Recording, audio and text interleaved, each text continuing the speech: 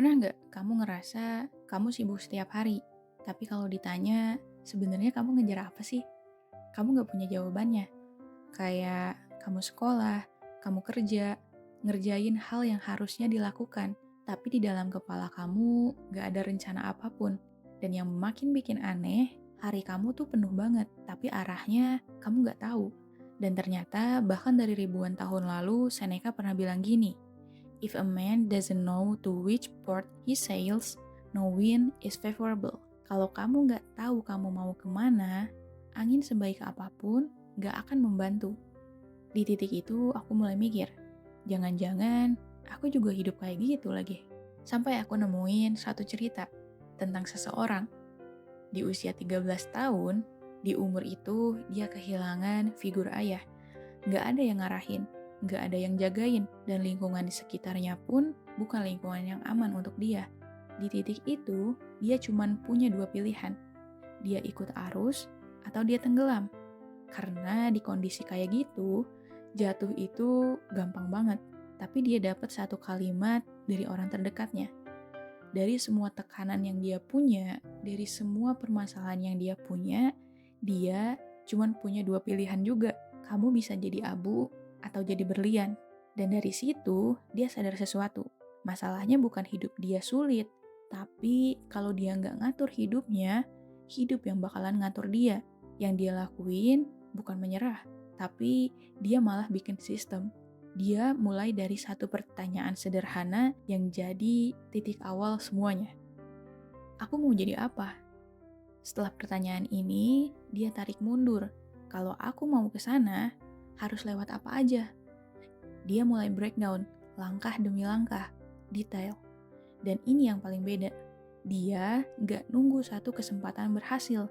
Dia bikin kayak banyak kemungkinan. Supaya salah satu itu pasti tembus. Dia nggak cuma kirim satu foto, dia kirim puluhan. Nggak cuma pakai satu cara, dia buka banyak jalur. Dan tanpa sadar, dia lagi mainin sesuatu yang sering dibahas di dunia bisnis. Optionality. Semakin banyak opsi yang kamu punya, semakin besar peluang kamu berhasil. Di sini aku baru ngerti sesuatu. Kenapa banyak orang yang stuck? Bukan karena mereka nggak punya mimpi, tapi mereka nggak punya sistem. Dan ini bukan cuma opini. James Clear juga pernah bilang, "You don't rise to your goals, you fall to your system." Jadi, masalahnya bukan karena kita malas, bukan juga kita nggak berbakat, tapi kita cuma hidup di mode default, bukan hidup yang kita desain sendiri. Default life versus designed life. Sebenarnya di sini banyak orang yang mulai nolak. Lah, hidup kan nggak bisa ditebak. Lah, kita kan nggak bisa mengatur semuanya. Dan itu emang benar. Bahkan seorang jenderal perang sekaligus presiden pernah bilang gini, "Plans are useless, but planning is everything." Mungkin rencana bisa gagal, hidup juga bisa berubah, tapi itu bukan alasan untuk sama sekali nggak pegang arah. Karena mendesain hidup itu bukan soal ngontrol hasil, tapi ngontrol arah. Contoh sederhananya kayak orang naik kapal, dia nggak bisa ngontrol ombak, dia juga nggak bisa nebak badai itu kapan.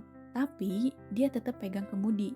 Anak 13 tahun itu, dia nggak tahu masa depan dia kayak gimana. Tapi dia tahu satu hal, dia nggak mau hanyut. Terkadang kita pengen hidup kita kedesain. Tapi di saat yang sama kita juga sadar, kita nggak bisa ngontrol semuanya. Dan di titik itu, banyak orang yang akhirnya berhenti. Karena ngerasa percuma juga direncanain, kalau hasilnya juga belum tentu. Justru, di sini menariknya. Ada satu materi yang disampaikan oleh Ustadz Adi Hidayat, di mana materi ini ngejawab secara simpel keresahan ini, kebingungan ini. Kita itu nggak dituntut untuk memastikan hasil. Yang dituntut adalah ikhtiar apa yang bisa kita lakuin sekarang. Karena hasil itu wilayah masa depan. Dan di masa depan bukan wilayah kita. Tapi ini juga yang sering disalahpahami. Bukan berarti kita nggak perlu merencanakan, justru kita tetap diminta untuk merencanakan arah, bedanya kita merencanakan tanpa harus mengontrol hasilnya. Karena ini bukan tentang siapa yang hidupnya paling pasti, siapa yang rencananya paling sempurna, tapi siapa yang tetap pegang arah di dunia yang nggak pasti. Kalau harus disederhanakan lagi, hidup itu bukan tentang nunggu jelas dulu baru kita jalan, tapi Kita mulai dari tentuin arah, bikin sistem, dan kemudian buka kemungkinan sebanyak yang kita bisa. Sisanya, biarin waktu yang kerja. Obrolan ini terinspirasi dari podcast Beginu dengan narasumber Mbak Dian Sastrowardoyo. Tahu kan siapa anak 13 tahun itu? Aku saranin kalian buat nonton full episodenya karena episode ini banyak banget pelajaran yang bisa kita ambil. Kalau kamu juga sedang belajar memahami hidup pelan-pelan seperti ini, kamu boleh tetap di sini karena di channel ini kita akan sering bahas tentang hal-hal yang membuat kita lebih memahami berbagai hal dengan lebih sederhana dan juga penuh makna.